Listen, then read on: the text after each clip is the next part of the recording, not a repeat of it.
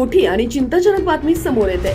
आरोग्य विम्याच्या कॉन्फरन्ससाठी दुबईला गेलेले सुमारे 370 भारतीय पर्यटक सध्या तिथे अडकून पडलेत। आज 2 मार्च 2026 रोजी या सर्वांचे परतीचे विमान होते, मात्र अचानक उद्भवलेल्या युद्धजन्य परिस्थितीमुळे एअरपोर्ट बंद करण्यात आले असून सर्व उड्डाणे रद्द झाली आहेत। असे असंख्य पर्यटक आहेत ज्यांना भारतामध्ये यायचं आहे, मात्र युद्धजन्य परिस्थितीमुळे येऊ शकत नाही। प्रत्येकाला घरी जाण्याची ओढ सतावत आहे। या बाबतीमध्ये शिरूर लोकसभा मतदारसंघाचे खासदार डॉक्टर अमोल कोल्हे यांच्याशी देखील आमचे निवासी संपादक पवन गाडेकर यांनी फोनवरून संवाद साधलाय।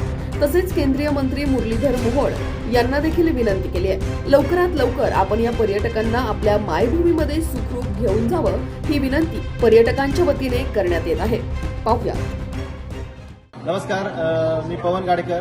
आम्ही केअर हेल्थ इन्शुरन्सच्या माध्यमातून दुबई या ठिकाणी आलो होतो आणि आज आमचं फ्लाईट होतं। मात्र या परिस्थिती आपल्याला सर्व माहिती आहे, युद्धजन्य परिस्थिती असल्यामुळे आजचं जे फ्लाईट होतं ते कॅन्सल झालेलं आहे।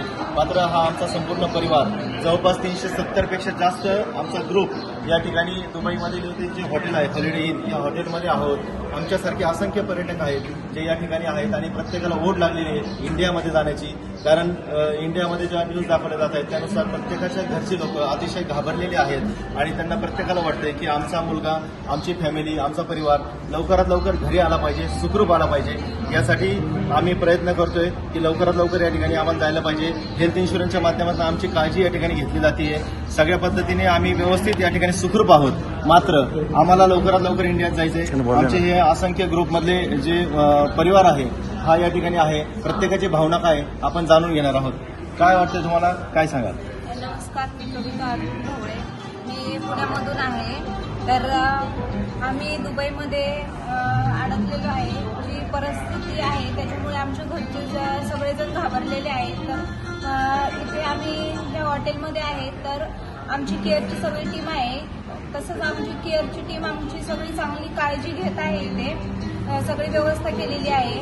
तरी आमच्या घरच्यांना सगळे घाबरलेले असल्यामुळे आम्हाला केंद्र सरकारला एकच विनंती आहे की आम्हाला इथून लवकरात लवकर बाहेर काढा आणि आम्हाला आमच्या मायभूमीत घेऊन जावं, एवढीच विनंती आहे। तर आम्ही सर्वजण भारतीय आपल्याला दुबईमधून संवाद साधत आहोत। आम्ही एका हेल्थ इन्शुरन्स कंपनीच्या माध्यमातून टूरसाठी भारतामधून दुबईमध्ये आलो होतो दिनांक 26 फेब्रुवारी रोजी आणि आज आम्ही परत येणार होतो। मात्र युद्धाची परिस्थिती निर्माण झाल्यामुळे आम्हाला या ठिकाणी असणाऱ्या आमच्या फ्लाईट सर्व रद्द झालेल्या आहेत आणि एकंदरीत परिस्थितीचं गांभीर्य पाहता दुबई एम्बेसीने आणि दुबई इथल्या सरकारने आम्हाला ह्या सुरक्षित राहण्याच्या सूचना दिलेल्या आहेत। कोणतीही माहिती बाहेर प्रसारित न करण्याच्या सूचना देखील दिलेल्या आहेत आणि आम्हाला शेल्टरखाली सुरक्षित राहण्याच्या सूचना त्यांनी दिलेल्या आहेत। त्याचबरोबर या ठिकाणी असणाऱ्या नियमांचा देखील आम्हाला मोबाईलच्या माध्यमातून त्या ठिकाणी माहिती मिळत आहे। मात्र भारत सरकारकडून किंवा महाराष्ट्र शासनाकडून अद्यापर्यंत आम्हाला कोणताही संपर्क झालेला नाही। इकडचं वातावरण सुरक्षित आहे, आम्ही सर्वजण सुरक्षित आहोत। मात्र मायदेशी परतण्याची ओढ ही ज्याप्रमाणे सर्वांना असते तशीच आम्हालाही आहे। आम्हाला लवकरात लवकर भारतामध्ये परत बोलवण्यात यावं, आमची व्यवस्था करण्यात यावी अशी विनंती आम्हाला या माध्यमातून करायची आहे। धन्यवाद। केअर हेल्थ इन्शुरन्सने सर्वांची काळजी तर घेतलीच आहे, जशी पॉसिबल होईल तेवढी जीवापाड सगळ्यांचं जेवढं प्रयत्न होईल तेवढं काळजी घेतोयच आहे।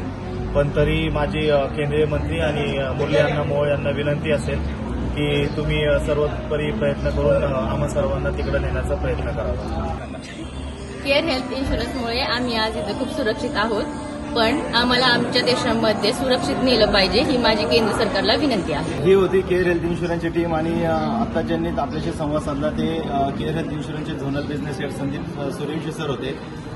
केंद्रीय मंत्री असतील किंवा मुरलीधरांना मोहोळ असतील यांना एकच विनंती आहे की दुबईमध्ये अडकलेले आपले जे इंडियामधले जे लोक आहेत, आमच्यासारखे असंख्य पर्यटक अडकलेले आहेत, या सर्वांना सुरक्षित नेण्यासाठी आपण सर्वतोपरी प्रयत्न करावा हीच विनंती आपल्याला करण्यात येते।